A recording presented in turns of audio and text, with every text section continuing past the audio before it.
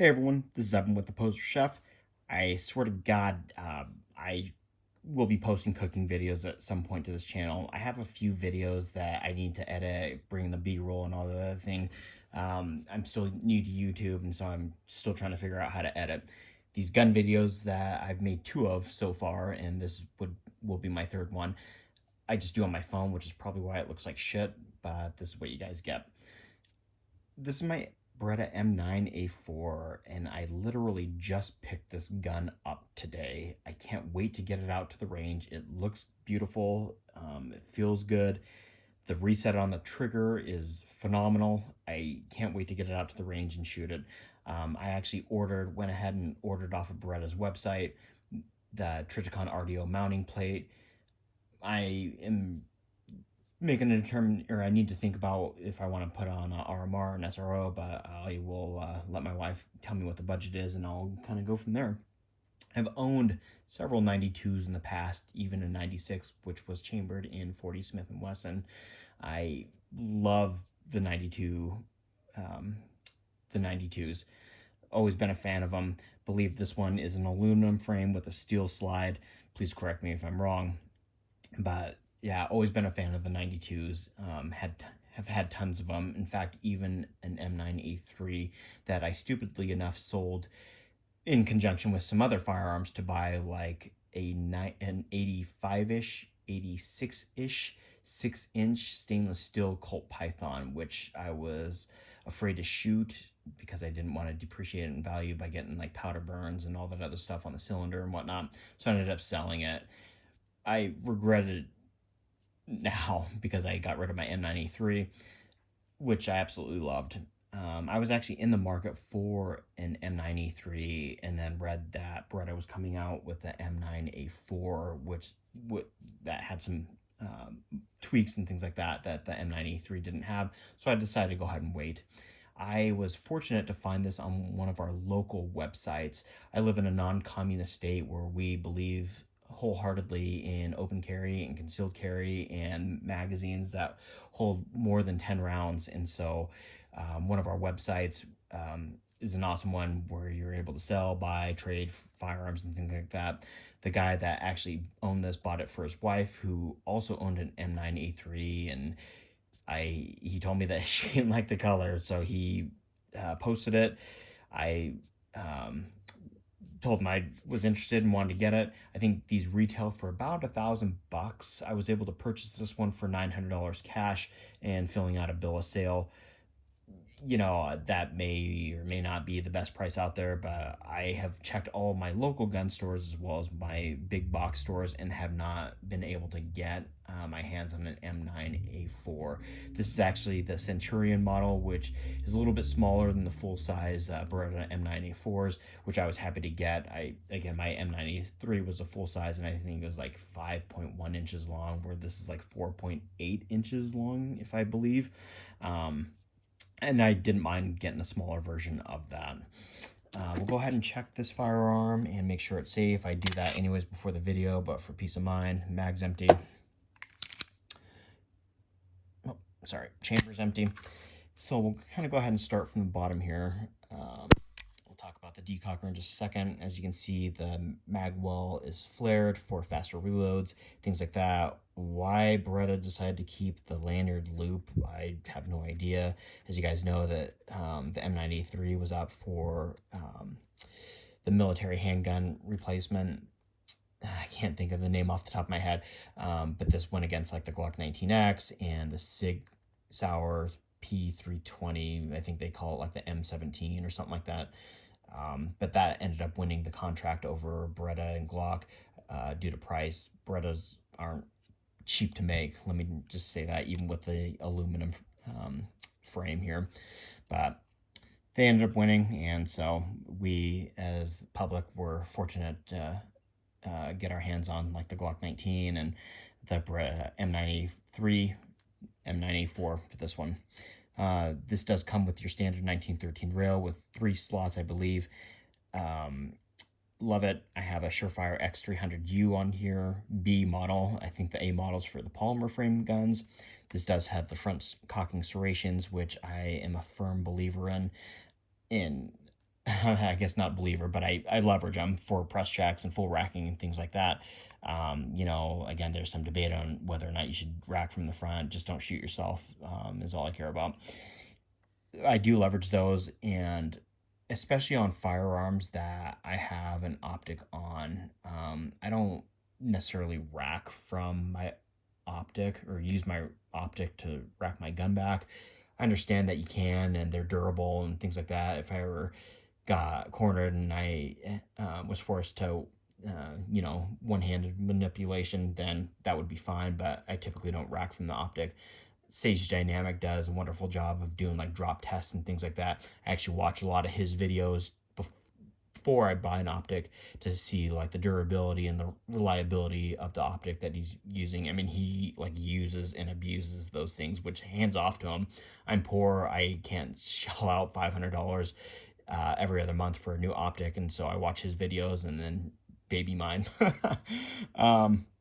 But that's one thing that intrigued me about obviously the M9A4 is the ability to mount an optic on here. That's nothing new with the M9A4, and I'll talk about that in just a second. I believe you can still get these safety and decockers. This is the G model, so it's a decocker only. I think that they are making more of the G models than the safety and decockers because more people like that. Honestly, even on my old 92s, I never had an issue of accidentally manipulating the safety and dropping it. I just never had that problem, and that was way before like front serrations and everything else. I don't know. I understand that some people have in the past, and when they go to pull the trigger, they don't get anything. It never really bothered me that much. I do like these Vertex grips. I like that they have some stippling up front. They have some stippling in the back.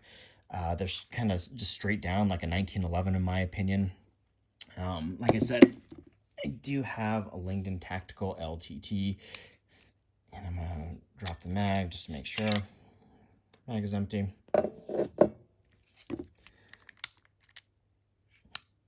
Chamber's empty. This is more of like an M9A1 frame with G10 grips on it, and this is still fairly thin. Again, the stippling in the front, or the back and the front, but you can see like the little Beretta hump right here. This actually comes with a grip insert to actually give you that hump. I have smaller hands, and so these, these grips work fine for me. I like them. I don't necessarily care or don't care about the hump in the back. I shoot a lot of Glocks, which are even bigger and blockier than this grip. But yeah, but what I was talking about before, the M9A4 isn't new to being able to mount an optic on a 92 frame. You can actually send your Langdon Tactical 92 back to Langdon Tactical to either have them custom cut it, mill it for about $350 or so, or you can even buy a new slide that is already manufactured, coming from manufactured milled with an RMR on there. And man, they're still like 500 to like $650 or something like that. To me, that's like another Glock. And so I decided to buy the entire package by itself without sending this back. Plus, honestly, I'm a firm believer in staying proficient with iron sights. My kid has a Beretta 92 22 long rifle, and he loves it. He wanted a Beretta, and we trained with iron sights just to stay proficient with that. I'm a firm believer in that, especially in the market, or nowadays with the market being so heavy with like optics ready and optics capabilities and things like that. I'm a firm believer in sticking with the fundamentals and the basics of a firearm, especially when it comes to pistols. You guys may agree with me or may not.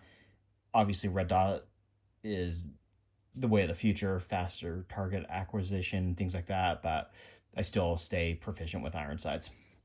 That being said, again, this is the G model, so it's just the decocker only. I love that. The box is your standard M9A3 box, where it's like an ammo box that's padded.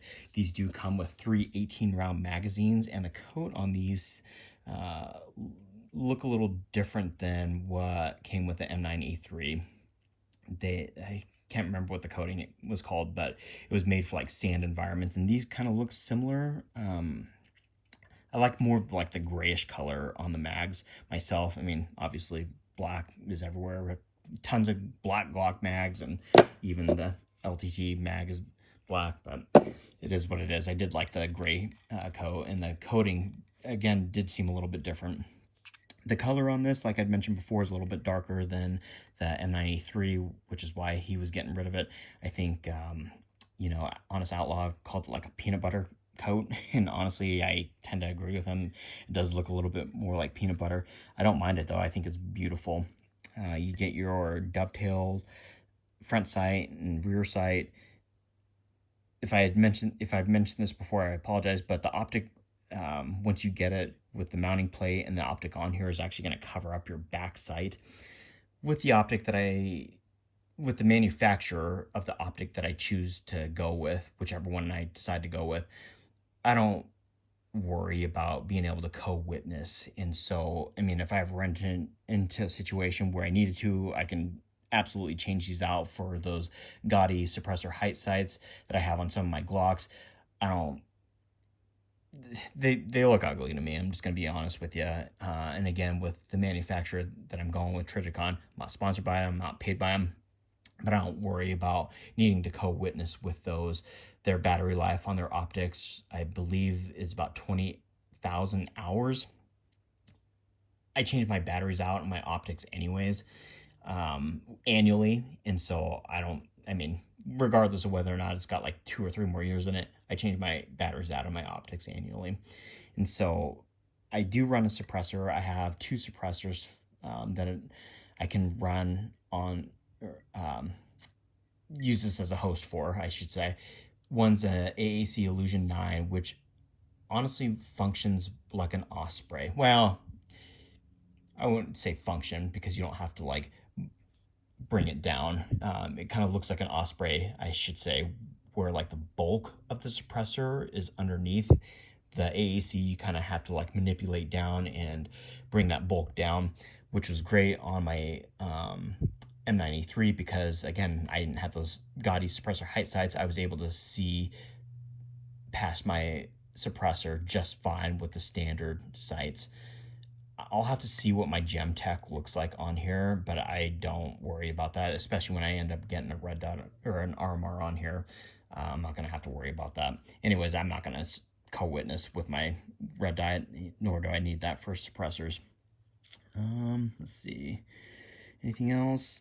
No, I can't wait to, like I said, get this out to the range and put some rounds down it. The trigger reset on here, like I said, the gun is empty, so I'm going to show you that real quick because it's phenomenal. So put it back, it goes to trigger.